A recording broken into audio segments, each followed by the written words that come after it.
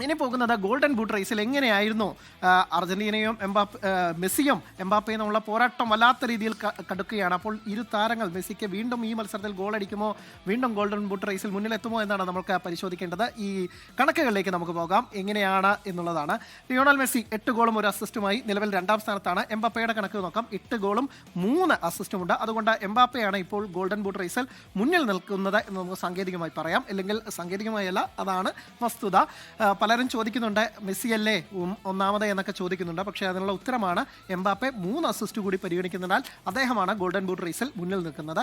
ഇനി 2ാം സ്ഥാനക്കാർ ഇല്ലെങ്കിൽ ഈ ലിസ്റ്റിലെ 3ഉം 4ഉം സ്ഥാനക്കാർ എന്നത് ആരൊക്കെയാണെന്ന് നോക്കുക. ആ മത്സരത്തിന്റെ പ്രത്യേകത നോക്കുകയാണെങ്കിൽ ഈ 2 താരങ്ങളും ഇന്ന് നേർക്കുനേർ വരുന്നുണ്ട് എന്നതുകൊണ്ട് ഈ ഗോൾഡൻ ബൂട്ട് റേസിൽ ഈ മത്സരം ഈ താരങ്ങളെയും പ്രത്യേകം നോക്കി വെക്കുന്നുണ്ട്. ഏർലിംഗ് ഹാലൻഡിന് 7 ഗോളുണ്ട്. 6 ഗോളുമായി ഇംഗ്ലീഷ് നായകൻ ഹാരി കെയ്നും പിന്നാലെ തന്നെ ഉണ്ട് എന്നുള്ളത് തന്നെയാണ്. അപ്പോൾ ഈ 2 താരങ്ങളിൽ ഒരാളുടെ പോരാട്ടം ഇന്ന് അവസാനിക്കും എന്ന് തന്നെയാണ്. അപ്പോൾ മെസ്സിയും മുന്നോട്ട് കുതിക്കാനാവുമോ എന്നതും കണ്ടറിയേണ്ടതുണ്ട്.